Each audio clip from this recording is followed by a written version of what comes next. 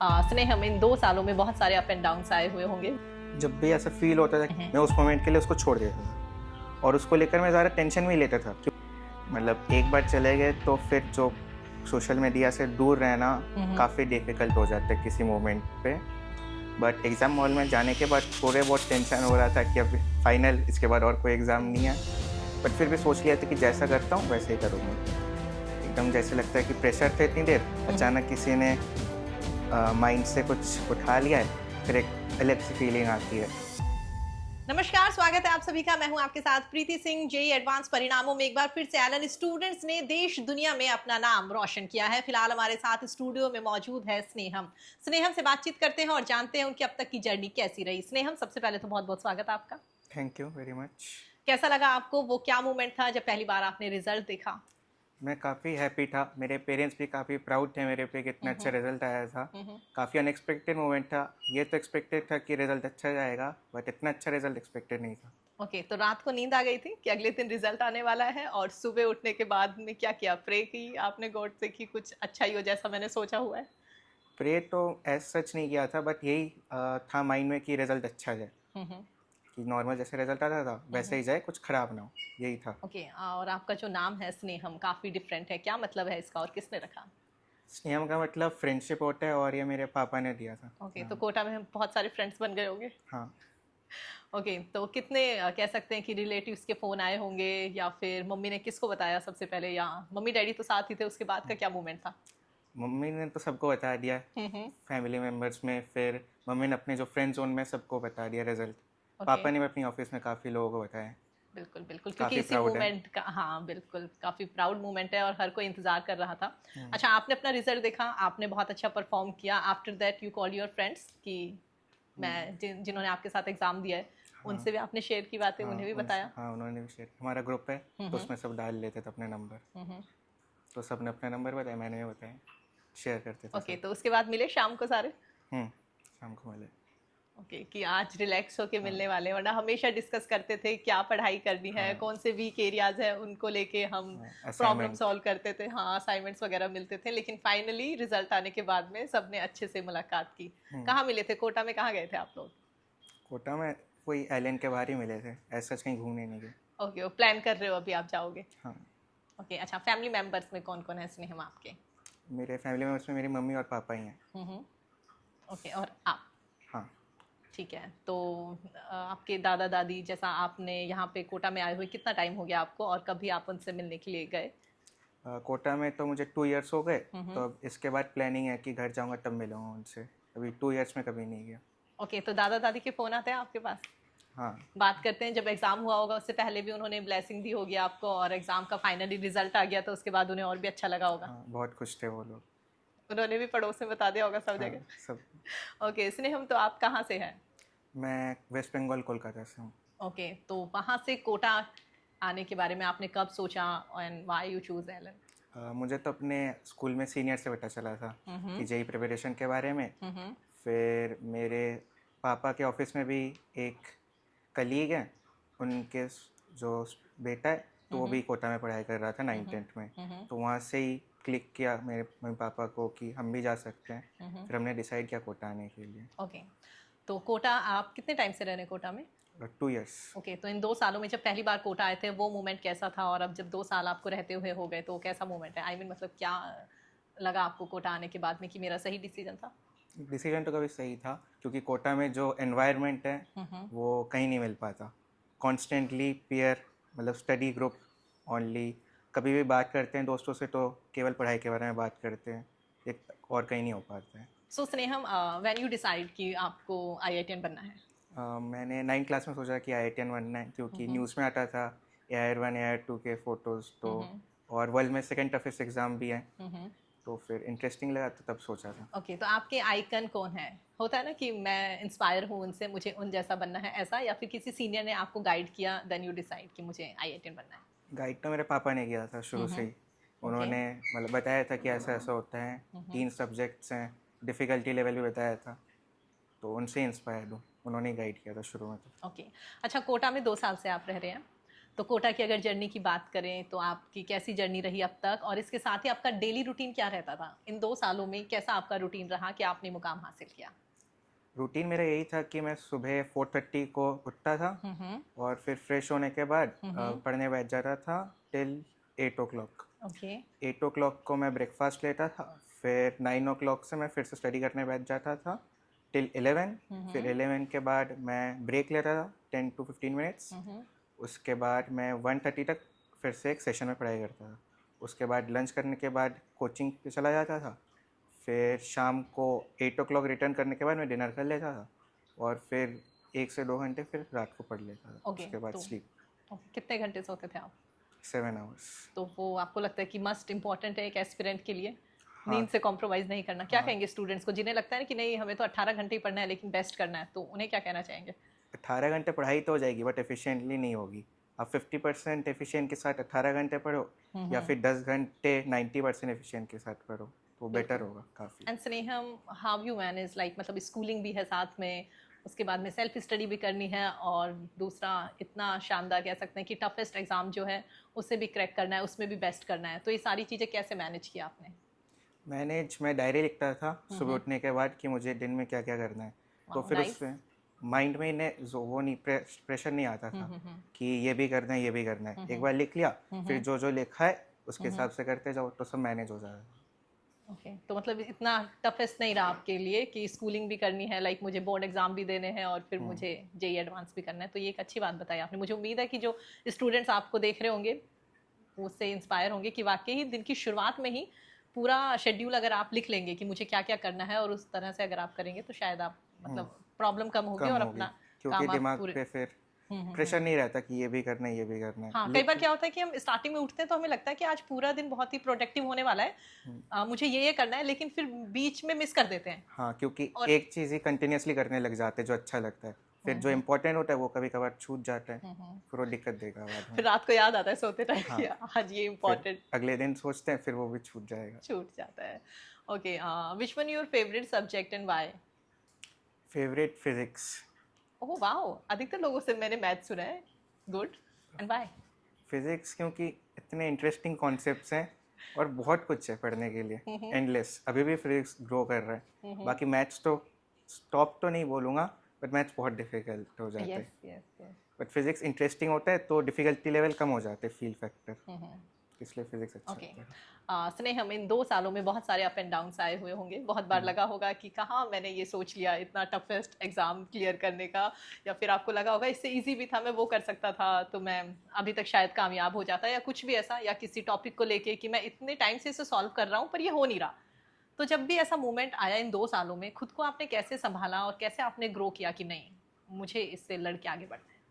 जब भी ऐसा फील होता था कि कोई टॉपिक बहुत ज़्यादा वीक हो रहा है, मैं उस मोमेंट के लिए उसको छोड़ देता था। जो अभी चल रहा है उस टॉपिक के बाद उस पर फोकस करता था। वंस द चैप्टर एंड्स, मैं या तो खुद से एक और बार ट्राई करता था या फिर दोस्तों से पूछता था। अगर तब भी ना हो तो डायरेक्ट टीचर से जाके पूछता था कि एक और बार समझाने के लिए, क्योंकि एग्जाम में किसी से भी क्वेश्चन आ सकते हैं कौन से टॉपिक से, मैं छोड़ नहीं सकता था। और उसको लेकर मैं ज़्यादा टेंशन भी लेता था क्योंकि एक बार सर समझा देंगे फिर से, तब भी नहीं समझ में आएगा तो एक और बार पूछ लेंगे, राइट। कभी ना कभी तो समझ में आ ही जाएगा। बिल्कुल बिल्कुल बिल्कुल। और ये काफ़ी अच्छी भी बात है, मतलब एलन में आप कह सकते हैं कि टीचर्स ने शायद ही कभी ऐसा हो कि किसी स्टूडेंट को देखे ऐसे माथा पकड़ लिया हो कि नहीं मैं कितनी बार समझाऊं, या इरिटेट हो गए हो, या फिर होता है ना कि बहुत गुस्सा किया हो, तो शायद ही ऐसा मोमेंट आया हो। टीचर्स हमेशा तैयार रहते हैं कि स्टूडेंट 10 बार भी अगर एक सवाल पूछेगा तो हम उसे 10 बार बताएंगे। हाँ, कभी गुस्सा भी हो जाते तो उस मोमेंट के लिए फिर खुद बुला लेंगे कि आ जाओ, बता देता हूँ। मतलब वो केयर करते हैं। बिल्कुल बिल्कुल। अच्छा, इन 2 सालों में बहुत बार सिली मिस्टेक्स हुई होगी, और कभी अगर घर गए या बीमार हो गए या किसी भी तरह से, तो उस दरमियान कह सकते हैं बैकलॉग भी बहुत सारे होते हैं ना, एक साथ में इतना सारी बैकलॉग हो जाती है। अब डर लगता है कि टीचर्स जो है, क्लासमेट जो है वो तो आगे बढ़ रहे हैं लेकिन मैं तो अभी भी वहीं पर स्टक हूँ, तो ऐसा मोमेंट आया? और अगर आया तो कैसे आपने उससे खुद को बाहर निकाला कि मेरे बैकलॉग जो है वो भी मैंने कवर करे हैं, और साथ में सिली मिस्टेक जो है जो लगातार मैं करता आ रहा था वो अब मेरी कम हुई है? सिली मिस्टेक्स के लिए मैं ये बोलता हूँ, जब भी मंथली टेस्ट होता था या फिर जब भी मॉक टेस्ट होता था, तब मैं एक नोटबुक बनाया था मैंने कि सारे जो एरर्स है शुरू से लेकर एंड तक हर एक टेस्ट के मैं उसमें लिखता था। ठीक है। और टेस्ट से पहले एक दिन पहले मैं उसको रिव्यू करके जाता था, जो भी एरर्स हुए हैं। जैसे बहुत बार हुआ है कि रिपीटेड क्वेश्चन आए हैं जो कि मैंने गलत किया था, तो मैं एग्ज़ाम में बैठ के मुझे क्लिक करती है तो मेरा गलत हुआ था, अब तो मुझे आता है। तो यही है, मैं बोलूँगा शुरू में मुझे नहीं पता था, बाद में मेरे पापा ने बताया था कि ये करो, तो उससे बहुत ज़्यादा सिली मिस्टेक्स रिड्यूस हुई हैं। और कैलकुलेशन एरर के लिए मैं यही बोलूँगा, जब उस मोमेंट के लिए एग्ज़ाम में लग रहा है कि किसी क्वेश्चन में कैलकुलेशन बहुत ज़्यादा है, उसको छोड़ दो। जो उसके आगे क्वेश्चन है, इजी भी क्वेश्चन होंगे उसके आगे, वो करो। लास्ट में जाके टाइम रहता है थोड़ा बहुत 10 to 15 मिनट्स, उसमें आपके पास और कुछ करने के लिए नहीं है, तो बैठ के कैलकुलेशन कर लो, ओके। तो फिर इससे टेंशन नहीं रहेगा। और बैकलॉग वगैरह उसके लिए कैसे? बैकलॉग एज सच तो मेरा बैकलॉग नहीं था, कभी थोड़ा बहुत छोटे मोटे बैकलॉग आ बहुत सारे जाते। स्टूडेंट्स का हो जाता है, उन्हें आप बता दो कि कैसे मैनेज करें वो। उसके लिए पहला तो मैं प्रिस्क्राइब करूँगा कि दोस्तों से पूछो, ठीक वो है। अच्छे से उन्होंने जो उस मोमेंट में किया था वो आपको समझा देंगे, तो उससे क्लियर हो जाएगा। अगर उससे भी ना हो तो टीचर को कांटेक्ट करो, वो हेल्प कर देंगे अच्छे से। ठीक है। इसी दरमियान आपने मॉक टेस्ट का यहाँ पे जिक्र किया कि मॉक टेस्ट में जितने ज़्यादा हम मॉक टेस्ट देते हैं उतनी सिली मिस्टेक्स जो है वो कम होती है। तो एलन की ओर से जो मॉक टेस्ट कराए जाते हैं ये कितने हेल्पफुल हैं, और स्पेशली हाल फिलहाल में जो जे एडवांस से पहले all India open test conduct कराया गया था एलन की ओर से, ये कितना हेल्पफुल रहा आपके मेन एग्जाम से पहले? एलन के मॉक टेस्ट तो काफ़ी हेल्पफुल थे, क्योंकि एलन का जो लेवल है वो एक्चुअल एग्ज़ाम से काफ़ी ऊपर होता है। तो अगर उसमें हम अपना माइंडसेट सेट कर दें कि इतने टफ एग्ज़ाम में भी कूल माइंडसेट के साथ एग्ज़ाम दे पा रहे हैं, तो असली एग्ज़ाम में भी ज़्यादा टेंशन नहीं होगी, क्योंकि हम उससे भी ज़्यादा टफ चीज़ें एग्ज़ाम हॉल में बैठ के ऑलरेडी प्रैक्टिस कर चुके हैं। अच्छा, आपके साथ हुआ है ऐसा जब आप एग्जाम देने के लिए गए थे और आपको लगा कि अरे ये क्वेश्चन मैंने सॉल्व किया हुआ है, या सेम क्वेश्चन अगर नहीं भी आया तो उससे सिमिलर कि आपको लगा हो कि ये पैटर्न जो है ये तो मेरा पढ़ा हुआ है और अच्छा है जो मैंने ये एग्जाम मतलब लाइक मॉक टेस्ट दिया था, तो आज मैं इतने इजीली इस एग्जाम। काफ़ी क्वेश्चन ऐसे आए हैं जो पहले भी आ चुके हैं, तो फिर देख के क्लिक कर जाता है तो बहुत आसानी होती है। अच्छा, आप 2 साल से कोटा में रह रहे हैं, तो वैसे तो आपके मम्मी डैडी रह रहे हैं, तो हॉस्टल लाइफ तो मैं कह सकती हूँ कि शायद नहीं जी आपने। हॉस्टल में अपने दोस्तों से मिलने के लिए लेकिन गए होगे, कुछ दिन वहाँ पे रहे भी ऐसा या नहीं रहे? ओके, चलो फिर भी इन 2 सालों में कोटा ने आपको क्या सिखाया? लाइक 2 साल पहले स्नेहम की बात करें और अब के स्नेहम की बात करें, सो क्या डिफरेंस और क्या चेंजेस आपको अपनी लाइफ में दिखाई देते हैं कि मैं एक बेहतर इंसान की तरफ बढ़ा हूँ? मुझे ये फील होता है कि मैं बहुत ज़्यादा डेडिकेटेड हूँ, और अगर मैंने कुछ सोच लिया तो बहुत हाई चांसेस है कि मैं वो अचीव कर पाऊँगा बाद में जाके, क्योंकि एक जो जुझारूपन होता है वो बहुत अच्छे से बिल्डअप हुआ है 2 सालों में। तो इससे जो आगे का लाइफ है उसमें भी काफ़ी सारे चैलेंजेस आएंगे, तब उसको कन्फ्रंट कर पाऊँगा। अच्छा, मोबाइल कौन सा है आपके पास और कैसे खुद को डिस्ट्रैक्ट होने से बचाया? होता है ना कि मैं रील देख लेता हूँ या कुछ, मतलब सबसे आसान काम करना बहुत ही आसान लगता है कि करना ही क्या है, सिर्फ स्क्रॉल करना है। तो मोबाइल तो स्मार्टफोन था, बट मेरा कोई भी सोशल अकाउंट नहीं था पहले से ही। ठीक है। एक था शायद, वो भी मैंने प्रिपरेशन शुरू करने से पहले डिलीट कर दिया था, क्योंकि पता था कि अगर मैं एक बार बैठ गया फिर बाहर निकालना बहुत मुश्किल है, तो बिल्कुल, इसलिए बिल्कुल। जाओ ही मत अंदर। अच्छा, आपकी क्या क्या हॉबीज़ हैं? लाइक पढ़ाई करते हैं आप इतने टाइम, उसके अलावा कभी दिल करता है कि कुछ और हॉबीज़ जो मुझे करने का टाइम नहीं मिल पाता लेकिन मैं करना चाहता हूँ, तो क्या क्या हॉबीज़ है स्नेहम आपकी? हॉबीज़ तो फिर एक कार्ड कार्ड गेम, ओके। और उसके अलावा फुटबॉल है। इधर तो नहीं खेल पाता, बट अच्छा लगता है। बस ये 2 चीज़ें करना पसंद है। पसंद तो गेमिंग भी है, पर कर बिल्कुल नहीं कर पाया था 2 ठीक है, साल तो में। अब तो आप रिलैक्स हैं हाँ, आफ्टर एग्ज़ाम, आफ्टर रिजल्ट, तो अभी इन दरमियान क्या कर रहे हैं आप? तो गेम खेल रहा हूँ पूरा। पहले जितने घंटे पढ़ाई करता था उतने घंटे गेम खेल रहा हूँ। हे भगवान! तो आपकी मम्मी ये नहीं बोलती आपको कि दिन रात अब इसी में लगे रहते हो ऐसा? पर वो भी खुश है या क्या कह ही सकते? बोल देंगे, हाँ। एग्ज़ाम सब हो गया, रिजल्ट भी आ गया। खुद को रोकना कितना मुश्किल है सोशल मीडिया से? मुश्किल बहुत ज़्यादा है, मतलब एक बार चले गए तो फिर जो सोशल मीडिया से दूर रहना काफ़ी डिफ़िकल्ट हो जाता है किसी मोमेंट पे। तो मैं यही बोलूँगा कि सोशल मीडिया पे मत ही जाओ। हाँ, मतलब कुछ लोगों को लगता है ना कि मैं 2 दिन आईडी चला लेता हूँ या कुछ भी ऐसा, है ना? तो फिर वो 2 दिन की जगह 2 महीने, 2 साल भी हो सकता है। हाँ, और फिर आपका जो ये एग्ज़ाम है ये भी फिर नेक्स्ट ईयर ही क्लियर होगा। हाँ, रिग्रेट हो जाता है फिर, रिग्रेट होगा आपको, इसलिए सोशल मीडिया से जितना हो सके आप कम। क्योंकि 2 साल की बात है, उसके बाद जितना चला। हाँ, जैसे आप अपना मन पसंदीदा गेम अब आराम से खेल पा रहे हैं। हाँ, ओके, स्नेहम, अगर हम एग्जाम हॉल की बात करें, मतलब उस दिन की बात करें, तो वो क्या मोमेंट था, क्या किया आपने? रात को नींद आ गई थी कि कल मेरा एग्जाम है, जैसे हाँ। रिजल्ट से पहले की बात कर रहे थे? हाँ, क्योंकि नींद आएगी, क्योंकि मॉक टेस्ट जब दिया था तब सेम मैंने एटीट्यूड रखा था कि जैसे मॉक टेस्ट में जाता था वैसे रियल एग्ज़ाम में भी जाऊँगा, तो ठीक है। टेंशन ऐसा कुछ नहीं था। बट एग्ज़ाम हॉल में जाने के बाद थोड़े बहुत टेंशन हो रहा था कि अब फाइनल, इसके बाद और कोई एग्ज़ाम नहीं है। बट फिर भी सोच लिया था कि जैसा करता हूँ वैसे ही करूँगा, तो ऐसा ओके। कोई टेंशन तो नहीं था। लगभग 1 घंटे का टाइम होता है आप लोगों के पास में जब आप एंटर करते हो उसके बाद में? हम्म, तो उस 1 घंटे में क्या-क्या थॉट्स आते हैं? मतलब आस-पास आपको कुछ ऐसे लोग मिले जो आपके फ्रेंड्स थे या आप एकदम अलग जगह गए और फिर आपको लगता है यहाँ मैं किसी को नहीं जानता और उस 1 घंटे में क्या मूवमेंट रहता है? मतलब स्ट्रेसफुल रहता है, रिलैक्स या फिर होपफुल? मेरा जहाँ सेंटर था वहाँ तो मेरे हुँ। कोई दोस्त फ्रेंड्स नहीं थे। ठीक है। तो जब शुरू में थोड़ा स्ट्रेस फील हो रहा था, फिर हुँ। जैसे मैं हर एक एग्ज़ाम से पहले करता हूँ कि थोड़ा मेडिटेशन कर लेता हूँ, हुँ। उससे माइंड ब्लैंक हो जाता है, तो कोई हुँ। थॉट्स नहीं आते। वो ओके। एक अच्छा हेल्पफुल होता है।